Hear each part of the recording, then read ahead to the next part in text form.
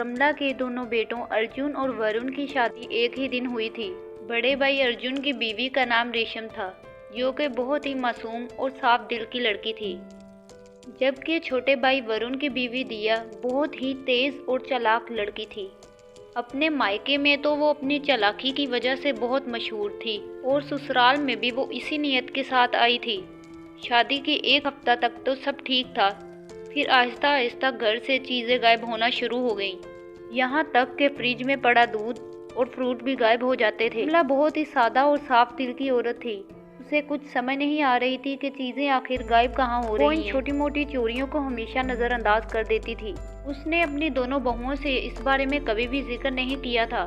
ऐसे ही कुछ हफ्ते गुजर जाते हैं और एक दिन दोनों भाभियों की नंद माया का गुल्लक भी गायब हो जाता है। माँ, मुझे मेरा गुल्लक नहीं मिल रहा। अभी कल तो कमरे में था, आज मैंने देखा वहाँ से गायब है। गुल्लक कहाँ जाना है माया बेटा, कमरे में ही होगा, वहीं पे देखो। नहीं माँ, कमरे में तो नहीं है। मैंने सारा कमरा छान मारा, कहीं भी नहीं मिला मुझे। इसमें तो मेरी कई सालों की जमा पूंजी थी। अचानक रमला को ख्याल आता है कि उसके घर से कई छोटी मोटी चोरियां हो रही थी। वो अपनी दोनों बहुओं को बुलाती है और उनसे पूछती है, अरे माँ, क्या हो गया आपको? आप हम पे शक कर रही हैं? हम भला माया का गुल्लक क्यों उठाएंगे? माँ जी, क्या हो गया है आपको? आप हम पे शक कर रही हैं? मैंने तो कभी सोचा भी नहीं था कि आप शादी के एक माह बाद ही हम पे ऐसा इल्जाम लगा देंगी। मैंने तुम्हारा नाम कब लिया है? मैं तो बस पूछ रही हूँ कि कहाँ गया, आखिर किसी ने तो देखा ही होगा। बस बस माँ जी, अब आप बात बदलने की कोशिश ना करें। आपका कहने का क्या मतलब था, हमें समझ आ चुकी है। आप चाहें तो हमारे कमरों की तलाशी ले लें। जी माँ जी, आप हमारे कमरों की तलाशी ले सकती हैं। नहीं, इसकी तो कोई ज़रूरत नहीं है। अगर तुम तलाशी ले भी लोगे तो तुम्हें कौन सा वो गुल्लक मिलने वाला है। उन पैसों का तो मैं ऑनलाइन नेकलेस खरीद के अपने मायके तक पहुंचा भी चुकी हूँ। रमला कुछ कहे बगैर वहाँ से चले जाती है। वो ये तो जानती थी कि उसकी दोनों बहुओं में से कोई एक तो है जो घर से चीजें चुराती है, क्योंकि दोनों बहुएं एक साथ ही तो घर आई थी। इसलिए उसके लिए ये समझ पाना बहुत मुश्किल था कि आखिर उन दोनों में से कौन है। उसे अपनी छोटी बहू दिया पे शक था, क्योंकि दिया ही उसके आगे जबान चलाती थी और उससे बदतमीजी करती थी। इसलिए उसे लगता था कि दिया ही ये काम कर सकती है और उसका शक बिल्कुल ठीक था। एक दिन दिया चोरी चुपके रमला के कमरे से उसका जेवर भी चुरा लेती है और वो उस चुराए हुए जेवर के बॉक्सेस को रेशम के कमरे में छुपा देती है, ताकि वो रेशम को चोर साबित करवा सके और गुल्लक की चोरी को भी रेशम पे ही डाल सके। सुबह को जब अर्जुन अलमारी खोलता है और ऑफिस जाने के लिए अपनी फाइल निकालता है तो उसकी नजर उन जेवरात के बॉक्सेस पे पड़ती है। रेशम, ये जेवरात के बॉक्सेस किसके हैं? ये तो मुझे माँ के लग रहे हैं। तुम्हारी ज्वेलरी के बॉक्सेस तो गोल्डन कलर के थे ना? ये तो माँ जी के जेवरात हैं। ये यहाँ पे कैसे आए? मैं तो नहीं जानती, ये किसने रख दिए? क्या मतलब किसने रख दिए? ये खुद तो चल के यहाँ पे नहीं आ सकते। तुमने ही रखे होंगे, और किसने रखने थे? ये क्या कह रही हो अर्जुन? मैं माँ जी के जेवरात क्यों चुराऊंगी? मेरा यकीन करो, मुझे तो खुद अभी पता चला है कि ये यहाँ पे पड़े हैं। यही तुमने ही तो माया का गुल्लक नहीं चुराया था? ये कैसी बातें कर रहे हो तुम अर्जुन? अभी अर्जुन और रेशम बात ही कर रहे होते हैं कि रमला की आवाज आती है। अर्जुन, अर्जुन बेटा। क्या हुआ माँ जी? जिस बात का मुझे डर था वही हुआ। कमरे से मेरे जेवरात गायब हैं। जेवरात गायब हो गए? माँ वहीं पे होंगे या आप कहीं रख के भूल गई होंगी? अरे नहीं बेटा, कहीं भी नहीं है और ना ही मैं रख के भूली हूँ। माँ फिर भी आप एक बार दोबारा चेक कर लें, हो सकता है कि चीज़ों के ऊपर नीचे हो गए हों। अभी ये बातें चल ही रही थी कि अचानक सब्जी वाले की आवाजें आना शुरू हो जाती हैं। आलू ले लो, टमाटर ले लो, कद्दू ले लो, बैंगन ले लो।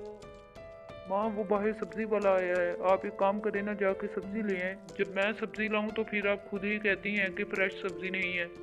अभी आप खुद ही जाके ताज़ा सब्जी ले आएं। अर्जुन अपनी माँ को जबरदस्ती सब्जी लेने के लिए भेज देता है।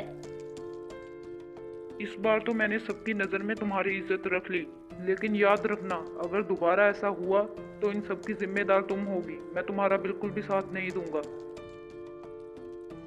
जाओ जल्दी करो, अब ये जेवरात माँ के कमरे में रखाओ, वरना अगर माँ को पता चल गया कि जेवरात तुमने चुराए हैं तो तुम्हारी उनकी नज़र में कोई इज्जत नहीं रहेगी। मैंने कोई जेवरात नहीं चुराए अर्जुन, तुम मेरा यकीन क्यों नहीं कर रहे? जब मुझे सबूत ही मिल गया है, फिर मुझे किसी की गवाही की क्या ज़रूरत है? मैं कुछ नहीं सुनना चाहता। इससे पहले कि माँ सब्जी लेके आ जाएं, तुम जाओ उनके कमरे में ये जेवरात रखाओ। रेशम जल्दी से जाके अपनी सास के कमरे में वो जेवरात के बॉक्सेस वापस रखाती है जो कि दिया ने उसके कमरे में छुपा दिए थे। जब रमला देखती है तो जेवरात वही कमरे में चीजों के नीचे मौजूद थे। वो आके अपने बेटे और अपनी बहू को बताती है। तभी दिया भी वहां आ जाती है। जब उसे पता चलता है कि जेवरात वही कमरे में मौजूद हैं और रेशम इस इल्जाम से बच चुकी है तो उसे अफसोस होता है कि उसकी सारी मेहनत बेकार गई। ऐसे ही कुछ दिन गुजर जाते हैं। हाँ, वो हमें आपसे एक मशवरा करना था। हाँ बताओ, क्या बात है? माँ, वो आपको याद होगा जो हमने 1 साल पहले प्लाट बेचा था, तो उसके सारे पैसे हमने बैंक में जमा करवा दिए थे। अब हम सोच रहे हैं कि बैंक से 20 लाख रुपए निकलवा लेते हैं और गाड़ी ले लेते हैं। अगर तुम दोनों गाड़ी लेना चाहते हो तो देख लो, फिर तुम लोगों की मर्जी है। अगर आपकी इजाज़त होगी माँ तो फिर ही हम ले सकते हैं, वैसे तो नहीं ले सकते। हाँ, गाड़ी ले सकते हो तुम दोनों। ठीक है, फिर मैं ऑफिस से वापसी पे आज पैसे निकलवा के ले आऊँगा। इस घर में तो कोई कीमती चीज़ रखना भी सेफ नहीं है। मैं सोच रही हूँ कि जो छत पे हमारा लॉकर है उसके बारे में किसी को नहीं पता, उसमें हम पैसे रख लेंगे अब। हाँ माँ, ठीक है, आप वहाँ रख लेना। दिया ने ये सारी बातें छुप के सुन ली थी। इन बातों को सुन के तो जैसे उसका दिल ही खुशी से झूम उठा, क्योंकि इतनी बड़ी रकम जो उसके हाथ लगने वाली थी। रात को दिया चुपके से छत में मौजूद कमरे के लॉकर में से वो पैसे चोरी कर लेती है जो कि दोनों भाइयों ने कार लेने के लिए वहां रखे थे, और खुद वो उन पैसों की ऑनलाइन गोल्ड की ज्वेलरी खरीद लेती है। हर बार की तरह इस बार भी उसने वो ज्वेलरी अपने मायके तक पहुंचानी होती है। उसके मायके में उसका भाई और भाभी थे जो कि उसका इस काम में पूरा साथ दे रहे थे। सुबह जब पैसे निकालने के लिए लॉकर खोला जाता है तो लॉकर से सारे पैसे गायब थे। मैंने तो कभी सोचा भी नहीं था कि ऐसा वक्त भी आएगा जब मेरे घर में ही बड़ी चीज़ गायब हो जाया करेगी। अगर किसी को पैसे चाहिए तो वो खुद आके मुझसे मांग ले।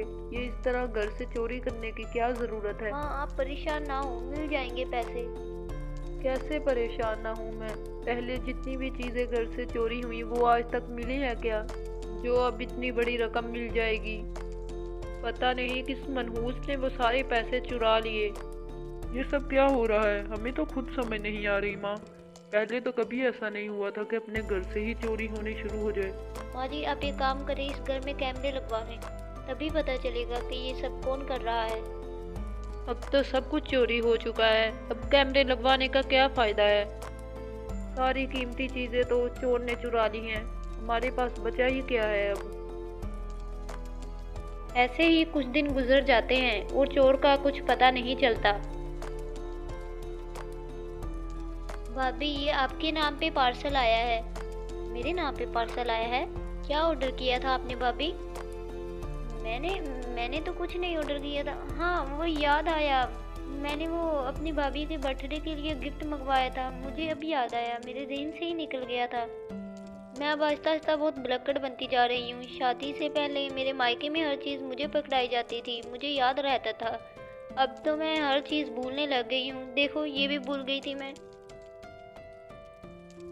माया कमरे से चली जाती है और तभी दिया की भाभी की कॉल आती है। माया, पार्सल पहुंच गया तुम तक। ये क्या किया आपने भाभी? ड्रेस चेंज क्यों किया? आपको अंदाजा भी है अगर घर में किसी को पता चल जाता तो मेरा क्या हाल होता? दरअसल दिया, मेरी बड़ी बहन आ जा गई थी, तो अगर वो इतना कीमती सामान देख लेती तो उसने मुझसे सवाल जवाब करने थे कि इतने पैसे कहाँ से आए तुम्हारे पास जो इतना कीमती सामान ले लिया। तो मैं क्या बताती, इसलिए मैंने फिर एड्रेस चेंज कर दिया और उन्हें तुम्हारे एड्रेस पे भेज दिया। कम से कम आप मुझे पहले ही तो बता देती भाभी। अगर इधर किसी को पता चल गया कि मैंने इतने महंगी गोल्ड की ज्वेलरी मंगवाई है तो फिर मेरा क्या होना था। ठीक है, अब मैं फिर इन चीज़ों को छुपा लूँ। अगर किसी ने देख ली तो मेरी तो शामत आ जाएगी। माया सारी बातें सुन के बहुत हैरान हो जाती है। उसे पता चल चुका था कि चोर कौन है। वो सब कुछ अपनी माँ को जाके बताती है। दिया को रंगे हाथों पकड़ लिया जाता है। मुझे माफ़ कर दे माँ जी, मैं बहुत शर्मिंदा हूँ। मैंने बहुत गलत किया, मैं जानती हूँ। बस मुझे एक बार माफ़ कर दें। तुम्हारे लिए कोई माफ़ी नहीं है और ना ही तुम्हारे लिए इस घर में कोई जगह है। तुम यहाँ से जा सकती हो। मैंने तो सोचा भी नहीं था दिया कि तुम ऐसा भी कर सकती हो। तुम हमारे साथ ही मुखलिस नहीं हो। माँ जी बिल्कुल ठीक कह रही हैं, तुम्हारा कोई हक नहीं बनता कि तुम इस घर में रहो। दिया को उसके मायके में वापस भेज दिया जाता है और अर्जुन रेशम पे शक करने की वजह से उससे माफ़ी मांग लेता है। दोस्तों, अगर आपको हमारी ये कहानी अच्छी लगी तो इसे लाइक कर दें और चैनल को सब्सक्राइब कर लें ताकि इस तरह की इंटरेस्टिंग स्टोरीज आप तक पहुंचती रहें।